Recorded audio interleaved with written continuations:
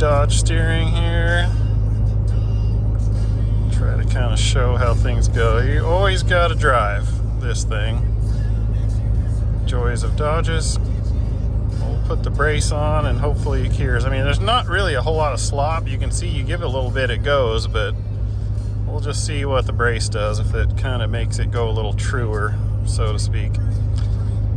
Doesn't drive anything like an F-150, that's for sure. Hey guys, welcome back. Here we have, as you already know, the Bad Axe steering brace.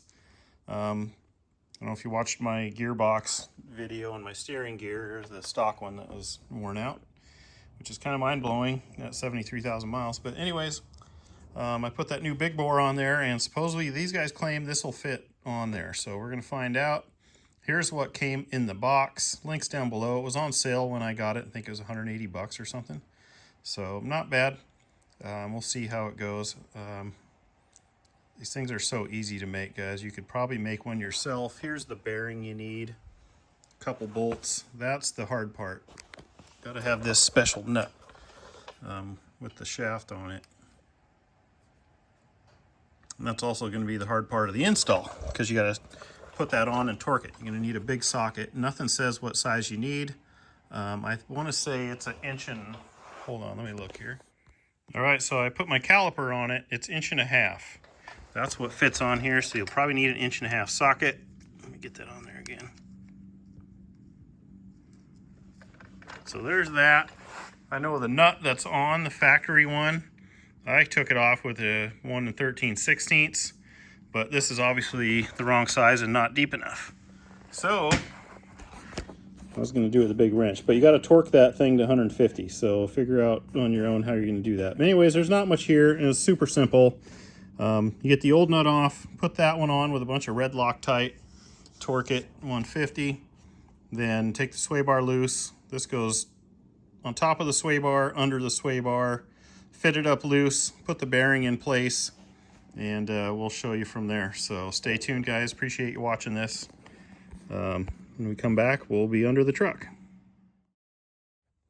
All right, so I used my 1 13/16, took off the old lock washer and nut, which was torqued on. Now we're going to take the new lock washer with the extended deal. We're going to put a bunch of red Loctite in there, a whole bunch. And we're going to torque this into 150 foot-pounds. All right, so we got that red Loctited and torqued to 150. Now we're going to take the sway bar bolts out. I'm going to use it, drop it down onto here so we can position the brace. And we're going to put it back up in there with new bolts. Okay, so we have the bolts in. Everything is loose because you got to be able to get that in. Yeah, I'm doing this all by myself, laying in the gravel. So before moving on to the next step, while everything is loose, you want to get this centered in the hole, so it's adjustable. So get that centered, then you tighten all 4 of these to 50 foot-pounds.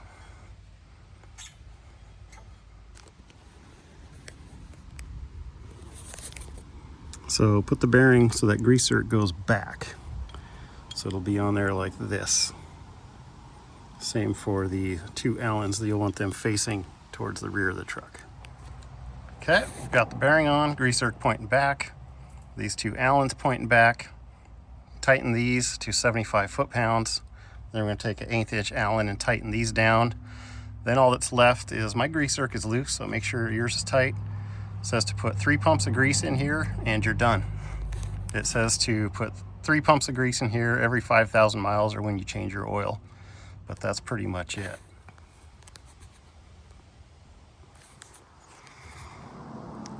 All right, guys, so there it is. I got my grease in there.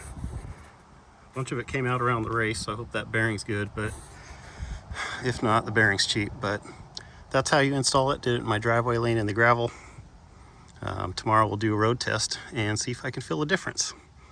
So don't forget, all the links to everything I use are down below. Appreciate you guys watching this. When we come back, we'll be on the road.